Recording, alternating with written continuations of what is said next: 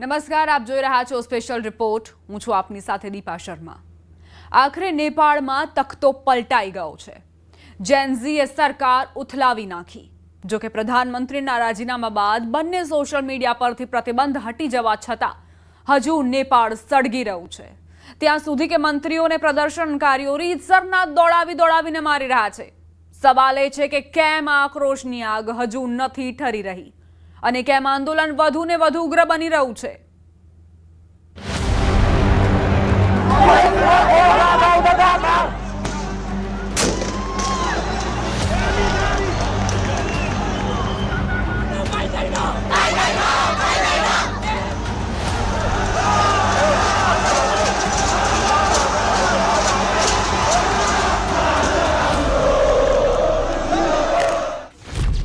નેપાળમાં ગૃહ યુદ્ધ, પીએમ ઓલીનું રાજીનામું.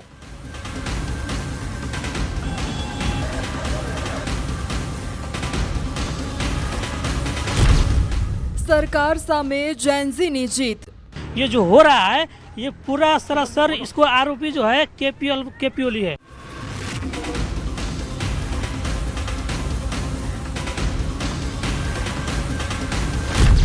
चौदह महीना में ज पड़ी भांगी ओली सरकार.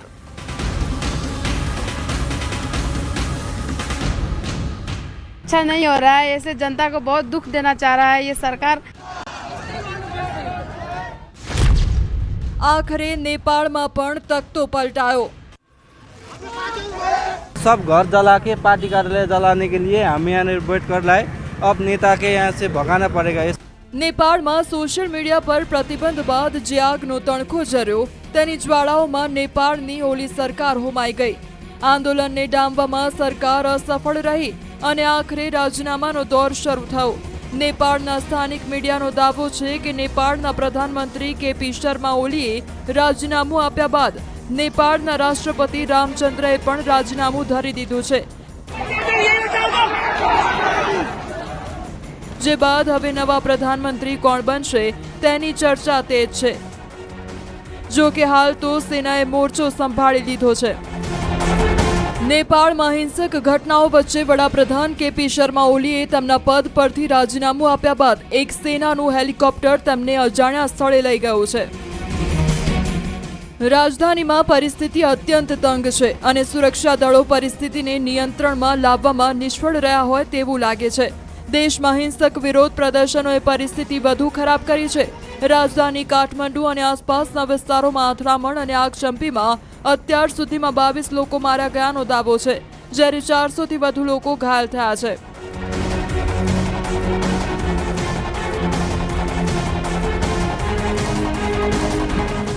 इस प्रकार का डेमोक्रेसी जनता के लिए नहीं है, वो नेता के लिए डेमोक्रेसी आ रही है. नेपाल में जनता के लिए डेमोक्रेसी नहीं आ रहे है और इसीलिए सरकार को बैकफुट पे आना पड़ा जो सोशल मीडिया पे बैन हटाने वाली बात. इसीलिए ये सोशल मीडिया का बात तो दूसरी बात है.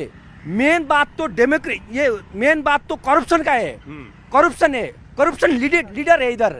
પ્રદર્શનકારીઓએ સંસદ ભવનમાં આગ લગાવી દીધી હતી અને વડાપ્રધાન કેપી શર્મા ઓલી, રાષ્ટ્રપતિ રામચંદ્ર પૌડેલ અને ગૃહમંત્રીના ખાનગી નિવાસસ્થાનો પર પણ હુમલો કર્યો હતો અને તોડફોડ કરી આગ લગાવી હતી.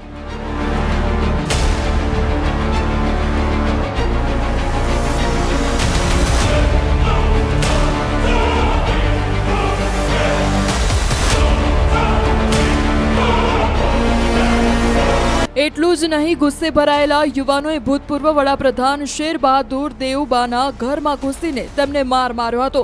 જ્યારે નાણામંત્રી વિષ્ણુ પૌડેલને કાઠમંડુના તેમના ઘર પાસે પીછો કરીને ફટકાર્યા હતા. સોશિયલ મીડિયા પર વાયરલ થયેલા એક વિડીયોમાં એક પ્રદર્શનકારી તેમની છાતી પર લાત મારતો જોવા મળી રહ્યો છે.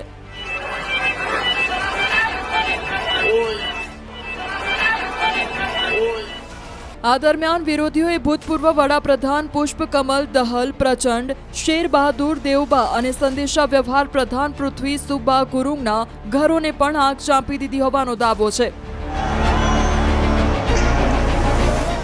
આમ નેપાળ હાલ ભડકે બળી રહ્યું છે. નેપાળની રાજધાની કાઠમંડુમાં ત્રિભુવન ઇન્ટરનેશનલ એરપોર્ટ પર આજે બધી ફ્લાઇટ્સ રદ કરવામાં આવી છે. ગંભીર પરિસ્થિતિ અને સુરક્ષા ચિંતાઓને કારણે આ નિર્ણય લેવામાં આવ્યો છે. એરપોર્ટ ઓથોરિટીએ મુસાફરોને થયેલી અસુવિધા બદલ માફી માંગી છે. બીજી તરફ સ્થાનિક પત્રકારો દાવો કરી રહ્યા છે કે આ આંદોલન માત્ર સોશિયલ મીડિયાના કારણે નથી ભડક્યું. નેપાળ સળગવા પાછળ અનેક કારણો છે, જે પૈકી ભ્રષ્ટાચારના કારણે નેપાળમાં ભડકો. ભ્રષ્ટાચારે માજા મૂકી એટલે વિરોધ હોવાનો દાવો છે. કચેરીમાં રૂપિયા આપ્યા વિના નહોતા થતા કામ એટલે નેપાળ સળગી રહ્યું છે. પરિવારવાદ સામે જન આક્રોશ છે. રાજાશાહીની માંગણી છે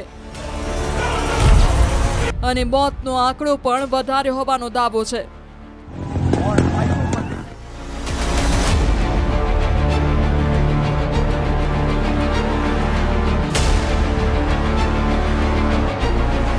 इससे पहले नेपाल में आंदोलन हुआ था 2-3 महीने पहले राजशाही की मांग लेकर. अभी भी वो आंदोलन तो है, लेकिन वो आंदोलन का मकसद, आज का आंदोलन का मकसद क्या है? भ्रष्टाचार सरकार के खिलाफ है. संविधान, वो अभी का संविधान जो है वो वो संविधान टीयर करने वाला है. और दूसरी चीज क्या है, अभी का जो जेनरेशन वाला नेपाल में राज कर रहे हैं, नेपाल में रूलिंग कर रहे हैं, उसको उसके खिलाफ में अभी का आपका ये रोज का प्रतिनिधि पात्र है.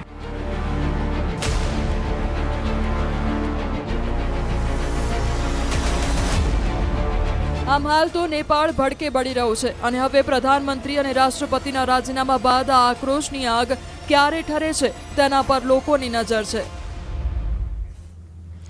આગળ વધીએ હવે. ઉત્તરમાં આફતકાળ યથાવત છે. ઉત્તર ગુજરાતથી લઈ ઉત્તર ભારત સુધી તબાહી જ તબાહી છે. હિમાચલ પ્રદેશમાં ફરી એકવાર વાદળ ફાટ્યું અને લોકોના જીવ તાળવે ચોંટ્યા. કેટલાક લોકોને જીવ ગુમાવવાનો પણ વારો આવ્યો. બીજી તરફ સ્થિતિનું નિરીક્ષણ કરવા માટે પ્રધાનમંત્રી નરેન્દ્ર મોદી હિમાચલ પ્રદેશ અને પંજાબ પહોંચ્યા હતા. જુઓ આફતકાળની તસવીર.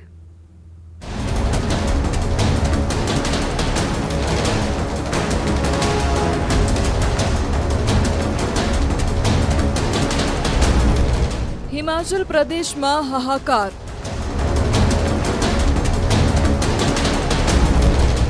વાદળોએ સર્જી વિનાશ લીલા.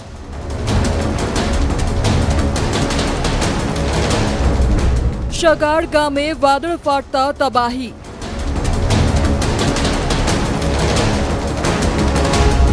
ખેતરો બરબાદ, પાક નષ્ટ.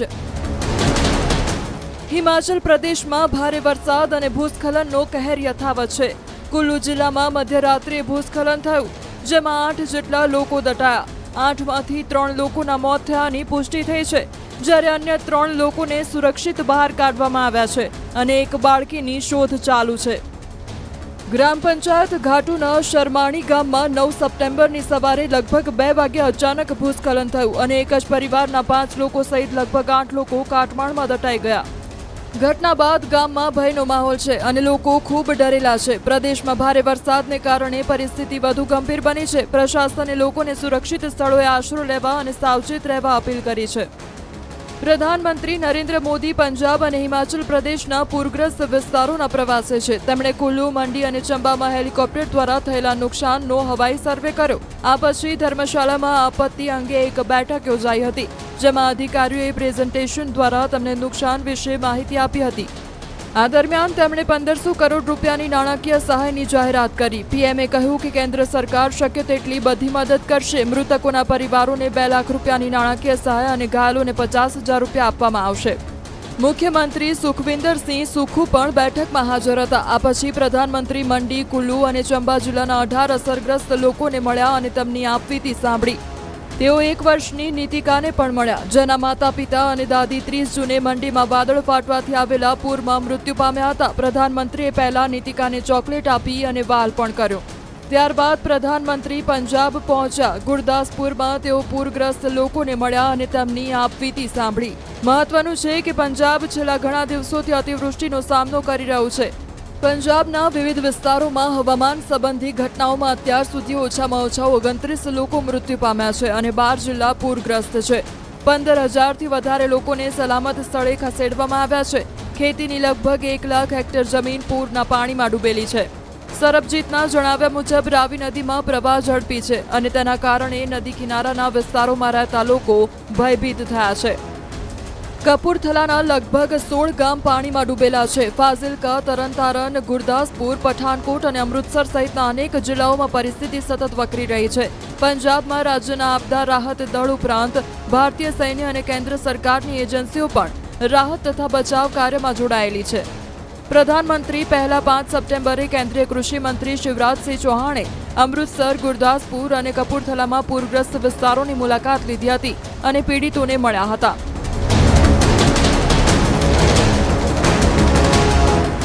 આ તરફ ગુજરાત પાણી થયું છે.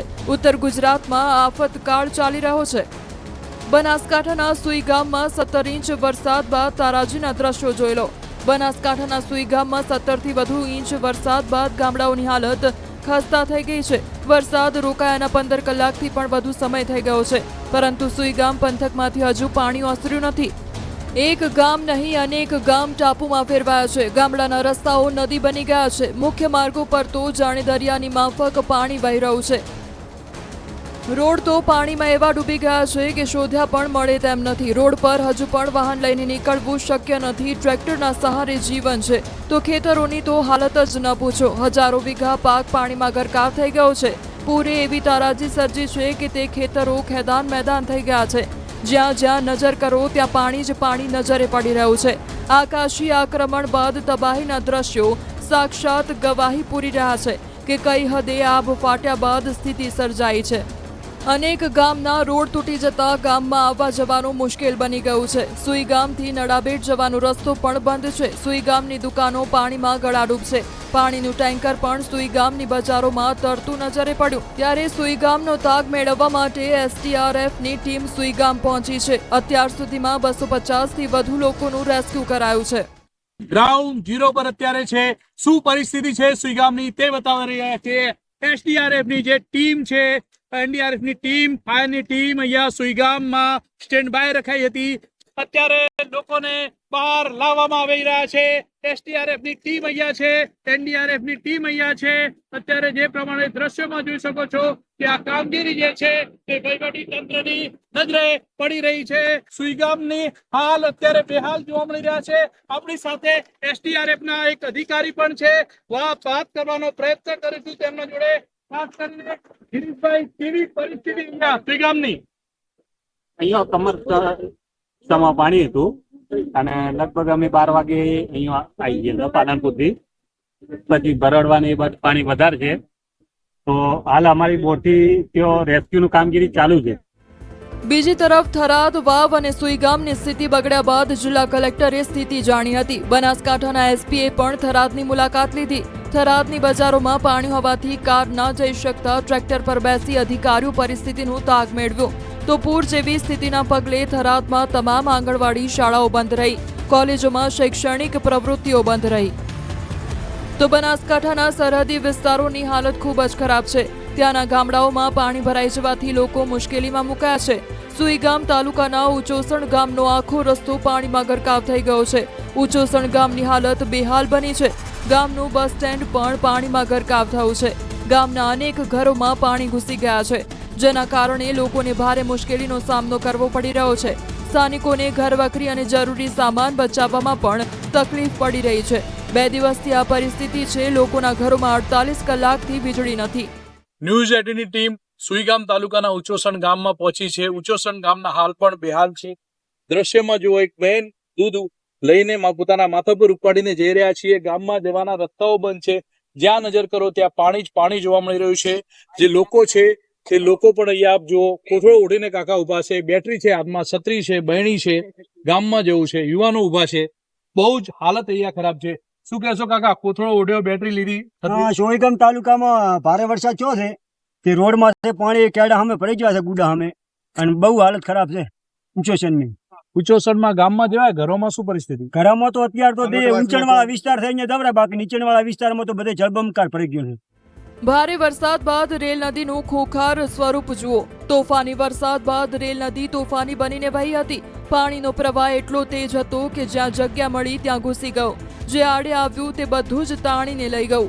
રોડથી માંડી ખેતરોનું ધોવાણ કરી નાખ્યું. ખેડૂતોના મોઢા સુધી આવેલો કોળિયો છીનવાઈ ગયો. થરાદના ડુવાથી પાવડાસણ વચ્ચે રસ્તો ધોવાઈ ગયો તો કેટલાક સ્થળોએ વૃક્ષો ધરાશાયી થયા. અત્યારે છેલ્લા લગભગ 24 થી 30 કલાકથી અહીંયા બનાસકાંઠામાં બહુ વરસાદ પડી રહ્યો છે અને એટલી બધી હાલત ખેડૂતોની, પશુપાલકોની કફોડી બની ગઈ છે અને રેલ નદી બી ચાલુ છે. એના હિસાબે ઘણા આજુબાજુના ગામડાઓનો સંપર્ક તૂટી ગયા છે. ડુવાથી પાવડાસણ છે, ડેડુડી બાજુ છે, અસવાડા બાજુ છે અને ઘાસચારાની બી તકલીફ પડી રહી છે. આ બાજુ થરાદના ગામડાના હાલ પણ જોઈ લો. થરાદના આસપાસના ગામમાં જળભરાવ હજુ આવવાથી લોકો 48 કલાકથી પાણી વચ્ચે જીવન પસાર કરવા મજબૂર બન્યા છે. ખાનપુર અને નાગલા ગામના રોડ પાણીમાં ગરકાવ થઈ જતા લોકો પોતાના ઘરે જઈ શકતા નથી, તો પાણીની થપાટથી પાક પણ નમી પડ્યો છે. હાલ અમે થરાદના નાગલા ગામ પાસે છીએ, જ્યાં આપ જોઈ શકો છો કયા પ્રકારની પરિસ્થિતિ છે. જે ગામમાં જવાનો રસ્તો છે તે સંપૂર્ણપણે પાણીથી ભરાઈ ચૂક્યો છે. ચારે તરફ માત્ર ને માત્ર પાણી જ જોવા મળી રહ્યું છે. ગામવાસીઓ છે તે ભારે હાલાકીનો સામનો કરી રહ્યા છે, કારણ કે તેમનું કહેવું છે કે આ જે પાણી છે તે અનેક મહિનાઓ સુધી ઓસરવાનું નામ નથી લઈ રહ્યા અને તેનો નિકાલ પણ અનેક મહિનાઓ સુધી થતો નથી. પરિણામે ભારે મુશ્કેલી થાય છે. અને આજે આપ જોઈ શકો છો આખો એક ખેતર જેવું જે ભાગ છે તે સંપૂર્ણપણે પાણીની અંદર ગરકાવ થઈ ગયો છે. લગભગ 4 થી 5 ફૂટ ઉપર પાણી ભરાઈ ચૂક્યા છે અને પરિણામે લોકો ભારે હાલાકી ભોગવી રહ્યા છે. જુઓ ડાઘુઓની વિડંબણા. પાણી વચ્ચેથી અંતિમ યાત્રા કાઢવાની ડાઘુઓની વિડંબણાના આ દ્રશ્યો વડોદરાના વાઘોડિયાના છે, જ્યાં ભૂરી તલાવડી વિસ્તારમાં અંતિમ વિધિ માટે ઘૂંટણસમા પાણીમાંથી ડાઘુઓને પસાર થવા મજબૂર થવું પડે છે. છેલ્લા 5 દિવસથી આ વિસ્તારમાં ભરાયેલા પાણી નહીં ઓસરતા મજબૂરીવશ લોકોને ઘૂંટણસમા પાણીમાંથી અંતિમ ક્રિયા માટે પસાર થવાનો વખત આવ્યો હતો. ભૂરી તલાવડી વિસ્તારના 65 વર્ષીય ભૈલાલભાઈ વસાવાનું નિધન થયું હતું. જો કે પાણીનું લેવલ વધુ હતું અને 3 દિવસની રાહ જોવા છતાં વહીવટીતંત્રના પ્રયાસ બાદ પણ પાણી ઓસર્યા ન હતા, જેના કારણે પરિવારજનોએ અંતે મૃતકની અંતિમ યાત્રા ઘૂંટણસમા પાણીમાંથી કાઢવા મજબૂર બન્યા હતા. વરસાદ બાદ ડાંગમાં પ્રકૃતિ ખીલી ઉઠી. પાંડવ ગુફાનો અદ્ભુત નજારો જોવા મળ્યો. લીલીછમ હરિયાળી, ધરતીને આલિંગન કરતા વાદળો અને ખળખળ વહેતું પાણી. ચોમાસામાં ડાંગનો આ નજારો કાશ્મીરની અનુભૂતિ કરાવે. ઐતિહાસિક પાંડવ ગુફાના અનયનરમ્ય દ્રશ્યો સામે આવ્યા છે. ભારે વરસાદે વિરામ લીધા બાદ ડાંગમાં હાલ લીલીછમ વનરાજી પથરાતા પ્રકૃતિ સોળે કળાએ ખીલી ઉઠી છે. ત્યારે ખાસ કરીને પાંડવોની ગુફા પાસેનો વોટરફોલ હાલ પ્રવાસીઓ માટે આકર્ષણનું કેન્દ્ર બન્યો છે. પ્રાકૃતિક સૌંદર્ય ધરાવતું ડાંગ જિલ્લામાં ઐતિહાસિક પાંડવ ગુફા ખાતે પાંડવો દ્વારા છેલ્લો અજ્ઞાતવાસ ડાંગમાં વિતાવ્યા હોવાની લોકવાયકા ચાલી આવી છે. દક્ષિણ ડાંગ વન વિભાગ દ્વારા પાંડવ ગુફા સુધી પહોંચવા પાકો રસ્તો સાથે પગથિયા બનાવી પ્રવાસીઓ માટે સુવિધા ઊભી કરવામાં આવી છે. આ જળધોધ પ્રકૃતિ પ્રેમીઓ અને પ્રવાસીઓને મોટી સંખ્યામાં આકર્ષી રહ્યો છે, જેઓ આ સ્થળની શાંતિ અને સૌંદર્યને કેમેરામાં કેદ કરી રહ્યા છે. સુરતથી અમે સાપુતારા ફરવા ગયા હતા અને સાપુતારાની નજીક ઘણી બધી સુંદર જગ્યાઓ છે અને એમાંની એક આ પાંડવ ગુફા છે.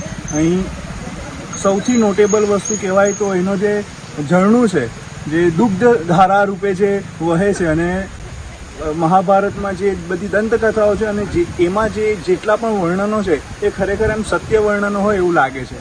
આ તરફ કચ્છમાં મેઘરાજાએ સટાસટી બોલાવી છે. કચ્છના રાપર, લખપત, ભુજ સહિતના વિસ્તારોમાં મેઘરાજાએ બાકાઝીકી બોલાવતા રણપ્રદેશ રેલમછેલ કરી નાખી છે.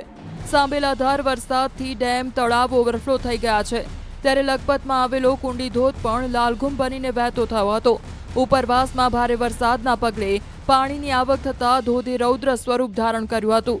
લખપત તાલુકામાં માણકાવાડના નરા પાસેનો કુંડી ધોધ સક્રિય થઈને વહેતો થયો. કુદરતી સૌંદર્ય સાથે પથ્થરો ઉપરથી વહેતા પાણીના ધોધે પ્રકૃતિને સોળે શણગાર કર્યા હોય તેવા દ્રશ્યો સામે આવ્યા. દક્ષિણ ગુજરાતના ડાંગના ધોધને પણ ટક્કર મારે તેવો નજારો આ ધોધનો જોવા મળ્યો. આ વિસ્તારમાં ચોતરફ પથરાયેલી હરિયાળીના સૌંદર્યને કુદરત પ્રેમીઓ માણવા માટે અને કચકડે કંડારવા માટે મોટી સંખ્યામાં આવી રહ્યા છે. હવે એક એવા કિસ્સાની વાત જેણે તબીબોને પણ ગોથે ચડાવ્યા. રાજસ્થાનના પાલીમાં એક ગામ છે, ત્યાં એક મહિલાને 8 વાર સાપે દંશ માર્યો. 3 વાર આઈસીયુમાં રહી, 1 વાર ટ્રોમા સેન્ટરમાં રાખવી પડી, છતાં તેણે મોતને માત આપી. જુઓ કોણ છે આ મહિલા અને કેમ 8 વાર સાપ કરડવા છતાં તેને ઝેર નથી ચડતું.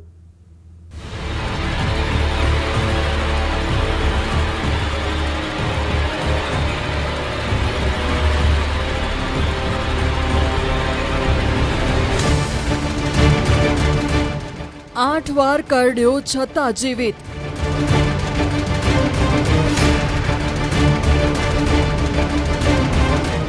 ચમત્કાર કે વિજ્ઞાન, અફસાનાનું રહસ્ય।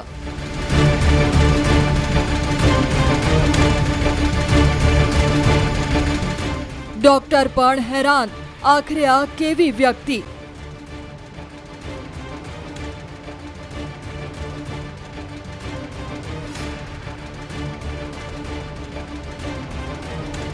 રાજસ્થાનમાં એક અનોખો કિસ્સો બન્યો। અહીં 25 વર્ષીય અફસાના ગામમાં ચર્ચાનો વિષય બની ગઈ છે। કારણ પણ એવું જેના પર વિશ્વાસ કરવો મુશ્કેલ છે। 6 મહિનામાં 8 વાર સાપનું કરડવું, 7 વાર મોત સામે જંગ જીતી રવિવારે અફસાના જ્યારે કપડાં સૂકવવા બહાર નીકળી તો 8મી વાર સાપે દંશ માર્યો, જે બાદ અફસાનાને તાત્કાલિક હોસ્પિટલ લઈ જવામાં આવી। 7 बार हो चुकी है मेरे साथ, वो भी 6 महीनों के अंदर। और मैं हमेशा बाहर जाती हूँ, कुछ काम करती हूँ, झाड़ू पोता घर का कुछ किचन का काम, तो बार बार काट रहा है। 1-2 मरतबा मैंने समझा पास में खेत है, पर बार बार खेत से नहीं हो सकता है। मैं भी बहुत परेशान हो चुकी हूँ बार बार काटने से, कभी उंगलियों पे, पैर की उंगलियों पे, कभी हाथ की उंगलियों पे, कभी पिंडली के पास। बहुत परेशान हो चुकी हूँ, मेरा शरीर जवाब दे चुका है।